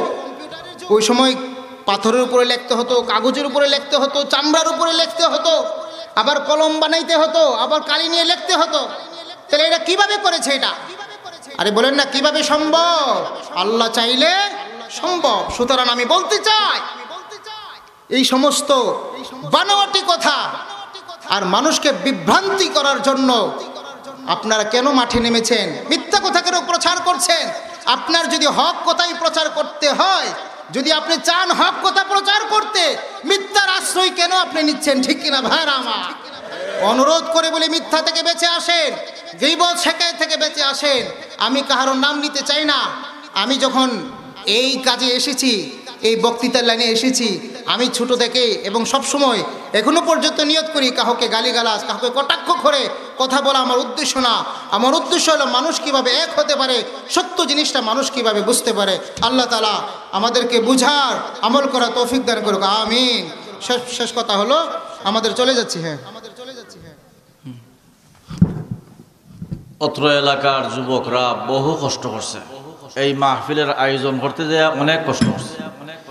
যুবকদের জন্য দোয়া হবে এবং এই এলাকার জিন্দা মুর্দা সবার জন্য দোয়া হবে। জোরে আওয়াজ দিয়ে। কার ঘটনা? মারাইছিলাম। চাইতে হবে কার কাছে? দুনিয়ার কোনো বাবার কাছে, ল্যাংটা বাবার কাছে, বদনাশার মাজারের কাছে, শাহজালালের কাছে, শাহপরানের কাছে, বাগদাদের কাছে, কারো কাছে না, বাজিদ মুস্তাফির কাছে না। কার কাছে যেতে হবে? আল্লাহর কাছে। আল্লাহ থেকে নিতে হবে। বাইজিদ মুস্তাফি গেলাম, গিয়ে দেখলাম গাছের মাঝে সুতা ফেঁচায়। তো কিসের জন্য সুতা বাঁধে? মনের আশা পোড়া হবে না। উজুবিল্লাহ বলেন। এখানে সুতা বাঁধলে মনের আশা পোড়া হবে না? কার কাছে যাইতে হবে? আল্লাহর কাছে। মুসলমান ভাইরা আমার, হইচই করবে না, কথাগুলো মনোযোগ সহকারে শুনুন আপনারা। হযরতে মারিয়াম আলাইহিস সালাতু ওয়াস সালাম যখন তার সন্তানকে, দুগ্ধ সন্তানকে, কোলের সন্তানকে নিয়ে জনপদের কাছে গেলেন, জনপদের মানুষ বলল, ইয়া উখতা হারুন মা কানা আবুকি ইমরাসাউইন ওয়া মা কানাত উম্মুকি বাগিয়া। হে হারুনের বোন, হে মারিয়াম, তুমি এই সন্তান কোথায় থেকে এনেছো? তোমার বাবাও তো খারাপ ছিল না, তোমার ভাইও তো খারাপ ছিল না, তোমার খানদান তো ভালো, তোমার বিয়ে হয় নাই, তুমিও সন্তান কোথায় থেকে এনেছো? হযরতে মারিয়াম আলাইহিস সালাতু ওয়াস সালাম ফাআশারাত ইলাইহি, মারিয়াম আলাইহিস সালাতু ওয়াস সালাম সন্তানের দিকে ইশারা করলেন। ফাআশারাত ইলাইহি, তোমরা আমার কাছে প্রশ্ন করো না, প্রশ্ন কার কাছে করো? এই সন্তানের কাছে করো। যখন এই কোলের দুগ্ধ শিশুর দিকে ইশারা করলো, তখন জনপদের মানুষ রাগ হয়ে প্রশ্ন করলো, কালু কাইফা নুকাল্লিমু মান কানা ফিল মাহদি সাবিয়া। তখন তারা প্রশ্ন করলো,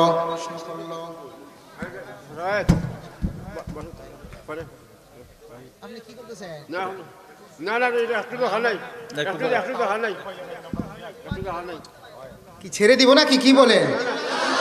তাহলে আপনি ডিস্টার্ব করলে তো আমি কথা বলতে পারবো না। قالوا كيف نكلم من كان في المهد صبيا। জনপদের মানুষ মারিয়াম আলাইহিস সালাতু ওয়াস সালামের তাকে দেখে তাকে বলেন, হে মারিয়াম, তুমি কি আমাদের সাথে মশকারি করলা নাকি? এই যে দুগ্ধ শিশু, যে বাচ্চা তোমার কোলে আছে, আমরা তার সাথে কিভাবে কথা বলবো? কি বলেন, বাচ্চা কি কথা বলতে পারে? জোরে বলেন, কথা বলতে পারে। কিন্তু যদি চায়, আসমানওয়ালা চাইলে পারে কিনা? জোরে বলেন। মারিয়াম আলাইহিস সালাম বলেন, তোমরা তাকে প্রশ্ন করেই দেখো না কেন?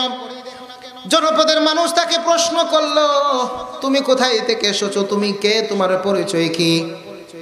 কোলের শিশু শাহাদত আঙ্গুল আসমানের দিকে উঠাইলো, উঠে বলতেছেন, দেখো, ইন্নী আবদুল্লাহ আতানিয়াল কিতাবা ওয়া জাআলানি নাবিয়্যা। আল্লাহু আকবার বলে। কোলের বাচ্চা বলতেছে, ইন্নী আবদুল্লাহ, আমার পরিচয় হলো আমি আল্লাহর বান্দা। আতানিয়াল কিতাব, আল্লাহ তাআলা আমাকে কিতাব দিয়ে দুনিয়াতে পাঠিয়েছে। তোমরা যে আমার মাকে তুহমত দিচ্ছ, অপবাদ দিচ্ছ, আমার মা নিষ্পাপ, আমাকে আল্লাহ পাঠিয়েছেন। কে পাঠিয়েছেন? জোরে বলেন। মারিয়াম আলাইহিস সালাম বড় হলেন। মারিয়াম আলাইহিস সালামের ফুফার নাম ছিলেন হযরতে জাকারিয়া আলাইহিস সালাতু ওয়াস সালাম। মারিয়াম আলাইহিস সালামকে হযরতে জাকারিয়া আলাইহিস সালাতু ওয়াস সালামের কাছে পাঠাইলেন। জাকারিয়া আলাইহিস সালাম বাইতুল মাকদাসের উপরে ছোট্ট একটা রুম ছিল, ঘর ছিল, সে কামরায় উনাকে রেখে জাকারিয়া আলাইহিস সালাম দাওয়াত দেওয়ার জন্য বের হয়ে যেতেন। মুসলমান ভাইরা আমার, কথাটা বুঝানোর জন্য ঘটনাগুলো বলছি, সুন্দর ঘটনাগুলো মনোযোগ সহকারে শুনুন। হযরত জাকারিয়া আলাইহিস সালাম যখন দাওয়াত দিতে বের হয়ে যেতেন, উনি দাওয়াত দিয়ে যখন সন্ধ্যার সময় ওই কামরায় যখন ফিরে আসতেন, ফিরে আসার পরে মারিয়াম আলাইহিস সালাতু ওয়াস সালামের কাছে বিভিন্ন ধরনের ফল দেখতে পাইতেন। কি দেখতে পাইতেন? জোরে বলেন। বিভিন্ন ধরনের ফল দেখতে পাইতেন, যে ফল দুনিয়াতে পাওয়া যায় না, বেমৌসুম ফল পেয়ে যেতেন। হযরত জাকারিয়া আলাইহিস সালাম প্রশ্ন করলেন, মারিয়াম, আন্না লাকি হাযা? মারিয়াম, আমি তো বাহির থেকে তোমাকে তালাবদ্ধ করে যাই, তুমি তো কামরার ভিতরে বসে থাকো, এত সুন্দর ফল তুমি কোথায় থেকে পাও? বেমৌসুমি ফল, যে ফল দুনিয়ার কোথাও পাওয়া যায় না, এই ফল তুমি কোথাও পাও? হযরত মারিয়াম আলাইহিস সালাম উনি সুন্দর ভাষায়, ঠান্ডা ভাষায় উত্তর দিলেন, হুয়া মিন ইনদিল্লাহ। আল্লাহু আকবার। কোথায় থেকে আসে? আরো জোরে বলেন, কোথায় থেকে আসে? আল্লাহ চাইলে দিতে পারে কিনা? জোরে বলেন। আল্লাহ তাআলা যদি মুসা নবীর উম্মতকে আসমানি খাবার খাওয়াইতে পারে, আমরা হলাম আখিরি জমানার নবীর উম্মত, আমাদেরকে খাওয়াইতে পারে কিনা? জোরে বলেন। হযরত জাকারিয়া সালামের দিলে কথাটা আঘাত করলেন। জাকারিয়া সালাম চিন্তা করলেন, একটা মেয়ে মারিয়মকে যদি আল্লাহ তাআলা আসমান থেকে, জান্নাত থেকে ফল খাওয়াইতে পারে, আমি জাকারিয়া বুড়া হইলে কি হয়েছে? আল্লাহ চাইলে সন্তান দিতে পারে কিনা? জোরে বলেন। হুনালিকা দা জাকারিয়া রাব্বা। জাকারিয়া সালাম সাথে সাথে আল্লাহর দিকে হাত উঠাইলেন, রব্বুল আলামিন, মারিয়ামকে যদি তুমি জান্নাত থেকে ফল দিতে পারো, আমি জাকারিয়া বুড়া হয়েছি, কি হয়েছে? তুমিও তো আমাকে একটা সন্তান দিতে পারো। আল্লাহ পাক রব্বুল আলামিন দোয়াকে কবুল করে ফেলেছেন। আল্লাহু আকবার বলেন। আল্লাহ তাআলা সাথে সাথে ডাক দিয়ে বলেন, ইয়া জাকারিয়া ইন্না নুবাশশিরুকা বিগুলামি ইসমুহু ইয়াহইয়া। আল্লাহ ডাক দিয়ে বলেন, জাকারিয়া, ডাক দিয়েছো আমি রব্বুল আলামিনের কাছে। দুনিয়ার কোনো মানুষ ডাক দিলে খালি হাতে ফিরে না রে ভাই, ফিরে না, আল্লাহর দরবার থেকে খালি হাতে ফিরে না।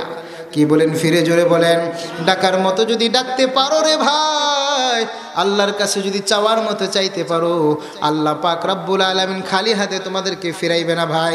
এই জন্য বলি, বাবার কাছে যাইও না, তাবিজ কবজ নিয়ে দৌড়াদৌড়ি করিও না, দুনিয়ার কোনো তন্ত্র মন্ত্রর দ্বারা তুমি সাহায্য চাইও না। আজকে মুসলমান তার অস্ত্র চালানোর জন্য ইহুদিদেরকে ডাকে, ঠিক কিনা ভাইরা আমার? সৌদি আরব তার অস্ত্র চালানোর জন্য আমেরিকার সৈন্যকে লালন পালন করে ভাইরা আমার। মুসলমান তার জিনিসগুলোকে দেখাশোনার করার জন্য ইহুদি খ্রিস্টানদেরকে আনে। আরে মুসলমান, তুমি জানো না তোমার ইতিহাস, তোমার ঐতিহ্য, অবদান, তোমার পূর্বের ইতিহাসগুলো তোমরা কেন পড়ো না? বাদশার দরবারে বাদশাহ হারুনুর রশিদ তৎকালীন ইটালির বাদশার কাছে একটা ঘড়ি পাঠিয়েছে, যে ঘড়িটা চাপ দিলে সাথে সাথে টাইম বলে দিত। বাদশাহ হারুনুর রশিদ যখন ঘড়িটা পাঠাইল, ইটালির বাদশাহ তখন সভাসদের সকলকে নিয়ে বসলো, সংসদের সবাইকে নিয়ে বসলো, বসে বলে এই ঘড়িতে চাপ দিলে টাইম বলে দে এটা কি আছে, তোমরা একটু চিন্তা করে দেখো। মন্ত্রী সবাই সকলেই মিলে চিন্তা করলো, সকলে এখানে বসা ছিল যারা ছিল সকলেই মিলে চিন্তা করলো, চিন্তা করে এর কারণ বের করতে পারলো না। সর্বশেষ তারা যেই কথা বললো, ইন্না ফিহা শৈতানান ইউহাররিকুহা, তার মাঝে একটা শয়তান আছে, মনে হয় শয়তান এই টাইমটা বলে দে। আমি বলতে চাই মুসলমান, এক জামানায় মুসলমান ছিল এমন এক জাতি যাকে সারা পৃথিবীর ইহুদি খ্রিস্টান বেঈমান নাস্তিক কাকে ফলো করতো? জুড়ে বলেন কাদেরকে ফলো করতো? মুসলমানদেরকে ফলো করত, মুসলমানদের আদর্শকে তারা গ্রহণ করত।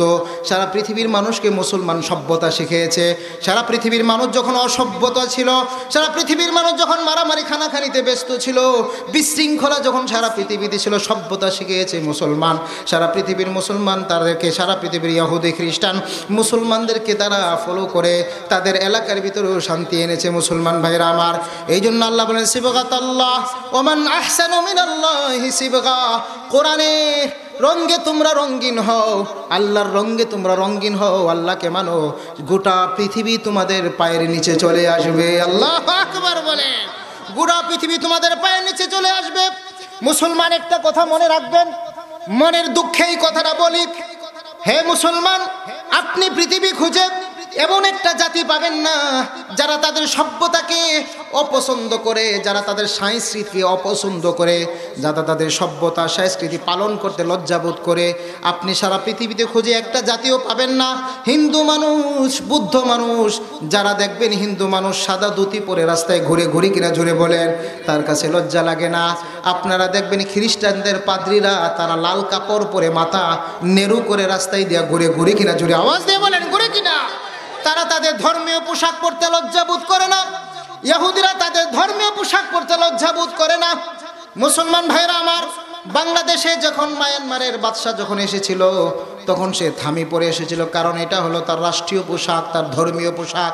ধর্মীয় পোশাক পরতে তারা কখনো তারা লজ্জাবোধ করে না। একমাত্র জাতি যে জাতি তার সভ্যতা সংস্কৃতিকে ভুলে যায়, বিচারীদের সভ্যতা সংস্কৃতির অনুসরণ করে আর তার সংস্কৃতি পালন করতে তার কাছে লজ্জা লাগে, এটা হলো মুসলমান জাতি। ঠিক কিনা ভাইরা আমার? মুসলমান দাঁড়িয়ে তা রাখতে লজ্জাবোধ করে, ঠিক কিনা ভাইরা আমার? পাঞ্জাবি পরলে লজ্জা লাগে, টুপি পরলে লজ্জা লাগে। আল্লাহ পাক রব্বুল আলামিন হুকুম করেছেন তোমরা কোন হাতে খাইবা, রাসূল বলেন তোমরা কোন হাতে পান করবা খাইবা, জুড়ে বলেন কোন হাতে? ডান হাতে। দাঁড়ায় না বসে, জুড়ে আওয়াজ দিয়ে বলেন বসে খাবা।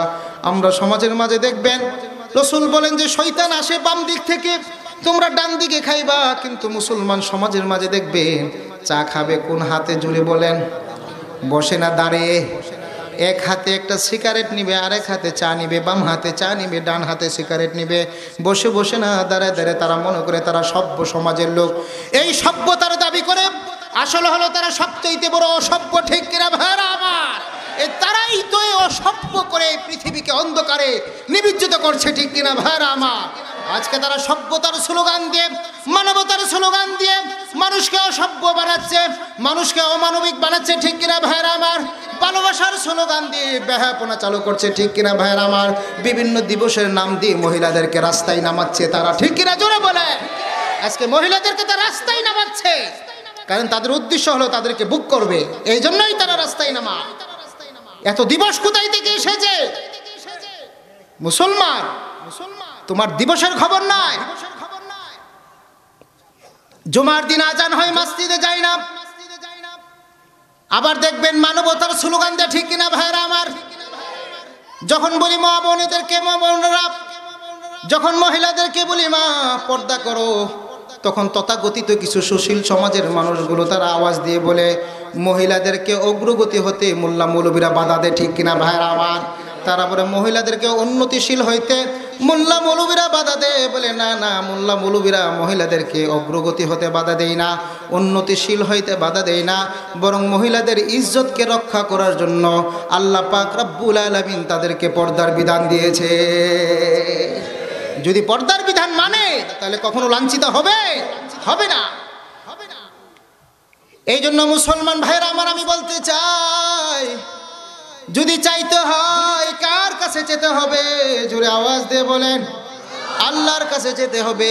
জাকারিয়া আলাইহিস সালাম আসেন, আমরা আমাদের ঘটনায় চলে যাই। মনে আছে তো ঘটনা, ঘুরে ঘুরে কিন্তু সেই ঘটনাতেই যাব।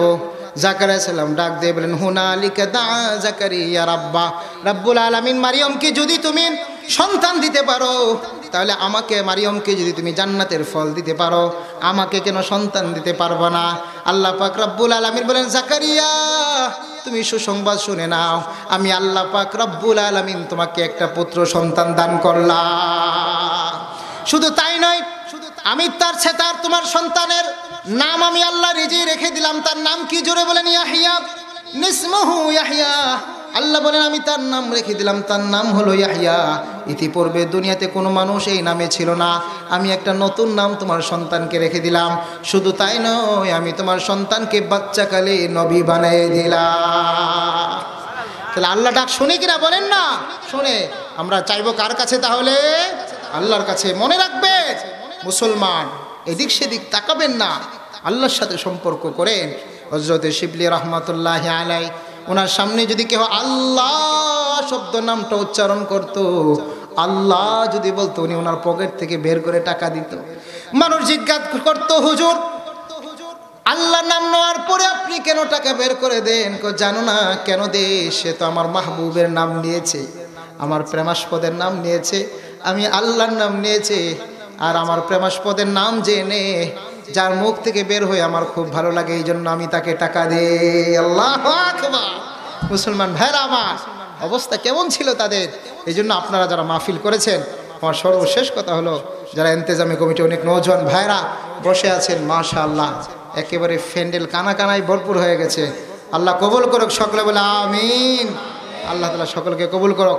ভাইরা আমার, আপনারা যারা এই ইন্তেজাম করেছেন, আমি আপনাদের কাছে আকুল আবেদন হলো, আপনারা এখানে বসে এই নিয়তটা করা যায় না যে হুজুর যা জীবনে অতিবাহিত হয়েছে তো হয়েছে, আজকে থেকে নিয়ত করলাম ইনশাল্লাহ 5 ওয়াক্ত নামাজ পড়বো। এই নিয়তটা কে কে করতে পারে? একটা হাত উড়াই দেখাইতে। আল্লাহ তুমি সাক্ষী থাকো, সকলে বলে আমিন।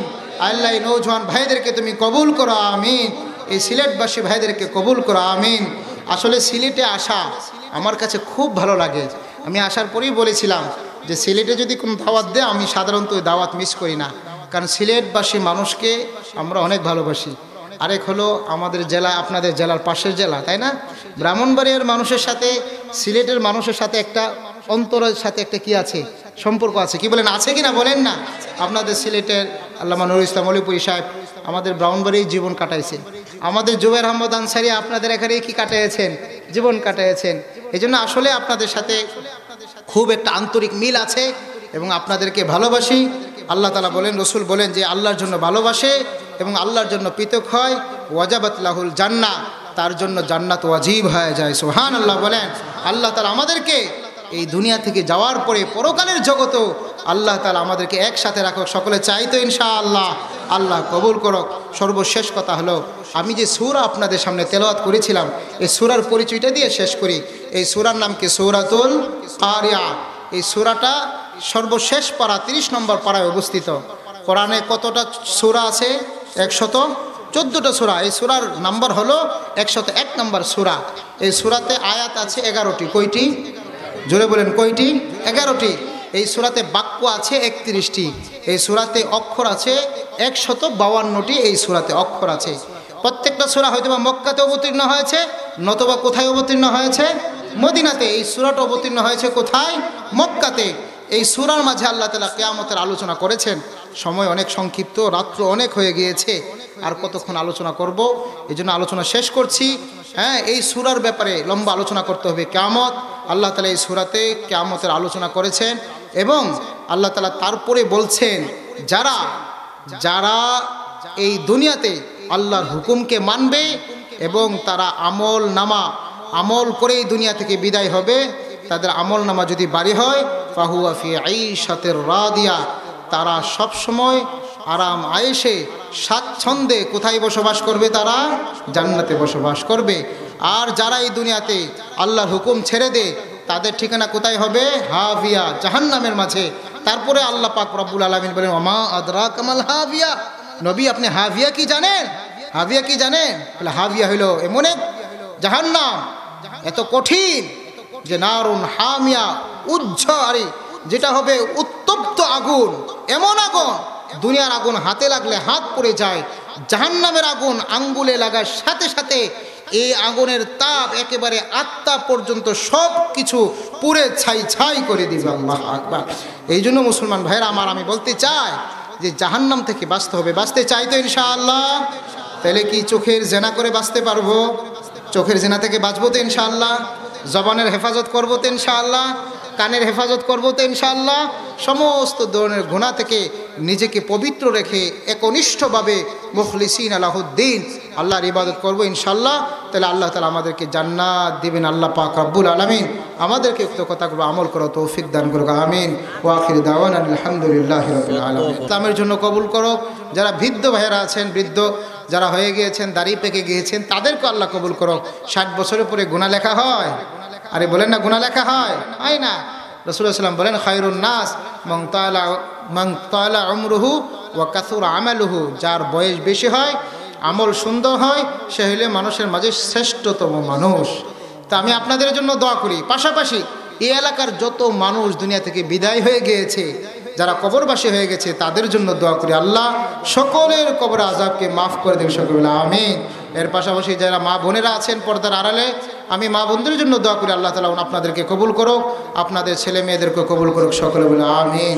সকলে একটু দরুদ শরীফ পড়ি। আল্লাহুম্মা সাল্লি আলা محمد وعلى آل محمد كما صليت على إبراهيم وعلى آل إبراهيم إنك حميد مجيد.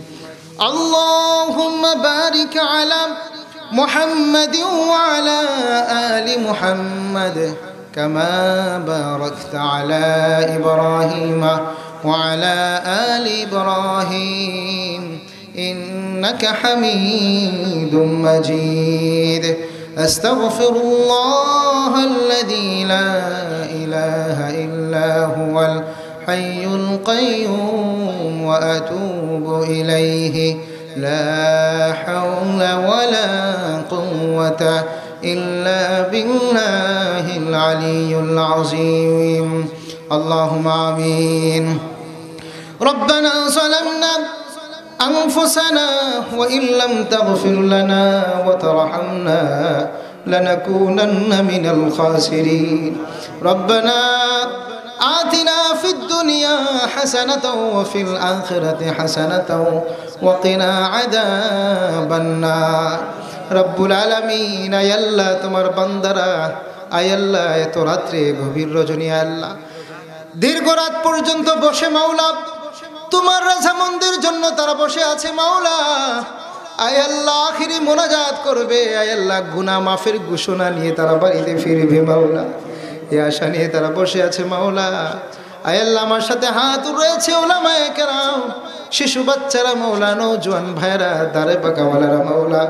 রব্বুল আলামিন যার হাতকে তোমার পছন্দ হয় ওই হাতকে উসিলা করে, যে আমলকে তোমার পছন্দ হয় ওই আমলকে উসিলা করে রব্বুল আলামিন তুমি আমাদের জিন্দেগির ছোট বড় জানা অজানা শিরকি বেদাতি সকল গুনাহকে মাফ করে দাও রব্বুল আলামিন। দুনিয়ার কোনো মানুষের কাছে যদি এতগুলো মানুষ যদি একসাথে যায় কোনো কিছু চায়, সে লজ্জা পড়ে হলো দিয়ে দে মাওলা।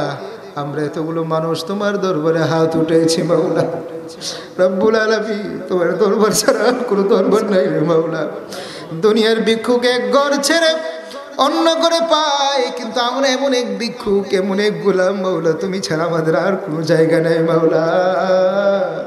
আয় রহমান, আয় রহমান, তুমি ছাড়া আমাদের আর কোনো জায়গা নাই। আল্লাহ এতগুলো মানুষ বসে আছে মাওলা, আমাদেরকে প্রত্যেকের গুনাহকে তুমি মাফ করে দাও মাওলা। রব্বুল আলামিন মাশরিক থেকে মাগরিব পর্যন্ত, শিমাল থেকে জুনুব পর্যন্ত যত মুমিন মুমিনাত কবরে শায়িত আছে মাওলা, আয় আল্লাহ প্রত্যেকের আল্লাহ কবর আযাবকে তুমি মাফ করে দাও। আল্লাহ আমরা এখানে যারা হাত উঠেছি মাওলা, অনেকের আত্মীয় স্বজন দুনিয়া থেকে বিদায় হয়েছে রে মাওলা, অনেকের বাবা মা দুনিয়া থেকে বিদায় হয়েছে মাওলা। বাবা মা দুনিয়াতে বেঁচে থাকতে তাদের কদর করতাম না রে মাওলা, জানতাম না, বুঝতাম না রে মাওলা। আজকে তারা অনেকে দুনিয়া থেকে বিদায় হয়ে গিয়েছে মাওলা, জানি না তাদের কোন অবস্থা আছে মাওলা, তুমি তো জানো রে মাওলা। আয় রব্বুল আলামিন, তুমি তো সব কিছু জানো, সব কিছু দেখো। আমরা তাদের পক্ষ থেকে মাফ চাইতেছি মাওলা, তাদেরকে তুমি মাফ করে দাও। ও রব্বুল আলামিন, তুমি আমাদের দোয়াকে কবুল আর মঞ্জুর করো মাওলা। রব্বানা ইয়া রব্বানা ইয়া রব্বানা कर ले तू मकबूल मेरी दुआना। हरदम करो ऐ मेरे बारी, अल्लाह अल्लाह। जब सांस लो मैं हो जाओ जारी, अल्लाह अल्लाह। हस्बुनल्लाह व निअमल वकील व निअमल मौला व निअमन नसीर। रब्बुल आलमीन बड़ अपराधी আমরা, আর রব্বুল আলামিন তুমি মাফ করনে वाला। আল্লাহ তুমি যদি আমাদেরকে মাফ করে দাও, তুমি তো রহমান আর রহিম, তোমার কোনো কমতি হবে না মাওলা। আর যদি আযাব দাও তাহলে তোমার কোনো উপকার হবে না মাওলা। আমাদেরকে তুমি মাফ করে দাও। আল্লাহ নওজোয়ান ভাইদেরকে তুমি কবুল আর মঞ্জুর করো মাওলা। আল্লাহ এই মজলিসে তারা হাত উঠেছে, আজকে থেকে নিয়ত করেছে 5 ওয়াক্ত নামাজ পড়বে মাওলা। আয় আল্লাহ, তুমি আমাদেরকে 5 ওয়াক্ত নামাজ পড়ার তৌফিক দান করো। আয় আল্লাহ, তারা নিয়ত করেছে সকল প্রকার গুনাহ থেকে বেঁচে যাবে মাওলা। আয় আল্লাহ, আমাদেরকে সকল প্রকার গুনাহ থেকে তুমি আমাদেরকে হেফাজত করো মাওলা রব্বুল আলামিন। আয় আল্লাহ, আমাদেরকে হালাল পন্থায় ইনকাম করার তৌফিক দান করো মাওলা। হারাম থেকে তুমি আমাদেরকে বেঁচে রাখো মাওলা। ও আমার মা বোনেরা, আমি আপনাদেরকে বলি, আল্লাহ তাআলা আপনাদেরকে মাফ করো, কিন্তু আমি আপনাদের কাছে বলি, আপনারা পর্দার খেলাফ কোনো কাজ করিয়েন না। নামাজ যেই রকম ফরজ, রোজা যেই রকম ফরজ, পর্দা থাকা ওই রকম ফরজ। নিজের সৌন্দর্যকে ডেকে রাখেন আর আল্লাহর কাছে দোয়া করে আল্লাহ পাক রব্বুল আলামিন যেন এক সন্তান দান করে। আয় আল্লাহ, যারা আমাদের সাথে হাত উঠেছে মাওলা, তাদের সকলকে তুমি মাফ করো মাওলা। আয় রব্বুল আলামিন, মাহফিলকে তুমি কবুল আর মঞ্জুর করো মাওলা। আয় রব্বুল আলামিন, এই মাহফিলে যারা উপস্থিত হয়েছে তাদেরকে কবুল আর মঞ্জুর করো মাওলা। আমরা যারা হাত রয়েছে, অনেকে অসুস্থ আছে মাওলা রব্বুল আলামিন, তুমি তো তবিবুল তবিব, ডাক্তারের ডাক্তার তুমি মাওলা। তুমি আমাদেরকে সুস্থতা দান করো মাওলা। সমস্ত দিন অসুস্থতা থেকে তুমি আমাদেরকে হেফাজত করো মাওলা। হে রহমান, আমরা অনেকে ঋণগ্রস্ত আছি, ঋণ থেকে তুমি আমাদেরকে মুক্তি দান করো মাওলা রব্বুল আলামিন। আমরা সকলে দিলের অসুস্থতায় ভুগছি মাওলা, আমাদের দিলকে তুমি স্বচ্ছ করে দাও মাওলা রব্বুল আলামিন। আমাদেরকে তুমি হেদায়েত দান করো মাওলা। আয় আল্লাহ, তুমি আমাদেরকে হেদায়েত দান করো মাওলা। আয় আল্লাহ, তুমি আমাদেরকে হেদায়েত দান করো মাওলা রব্বুল আলামিন। যারা এই মাহফিলে সহযোগিতা করেছে, প্রত্যেকের সহযোগিতাকে তুমি কবুল আর মঞ্জুর করো। আয় রহমান, এক ভাই পুরো প্যান্ডেলের টাকা সে দিয়েছে মাওলা, সমস্ত খরচ দিয়েছে, তার বাবা দুনিয়া থেকে বিদায় হয়ে গিয়েছে, জানি না কোন অবস্থা আছে মাওলা। আমরা জীবতরা তাদের পক্ষ থেকে আল্লাহ, আমাদের পক্ষ থেকে আল্লাহ, তাদের পক্ষ থেকে আমরা মাফ চাইতেছি মাওলা। আয় আল্লাহ, তাদেরকে তুমি মাফ করে দাও রব্বুল আলামিন। যারা এই মাহফিলে অর্থ দিয়ে, শ্রম দিয়ে, বুদ্ধি দিয়ে যেভাবে সহযোগিতা করেছে আল্লাহ, প্রত্যেকের সহযোগিতাকে কবুল করো মাওলা। আল্লাহ, বিশেষ করে এলাকার যত মুর্দান আল্লাহ চলে গেছে, কবরস্থ হয়েছে মাওলা, আল্লাহ প্রত্যেকের কবর আযাবকে তুমি মাফ করে দাও রব্বুল আলামিন। আমাদেরকে রাস্তাঘাটে মৃত্যু থেকে তুমি আমাদেরকে হেফাজত করো, আমাদেরকে মৌতে ফুজাত, আচানক মৃত্যু থেকে তুমি আমাদেরকে হেফাজত করো আর রব্বুল আলামিন। সর্বশেষ কথা হলো মাওলা, যেদিন আমাদের প্রাণ বের হয়ে যাবে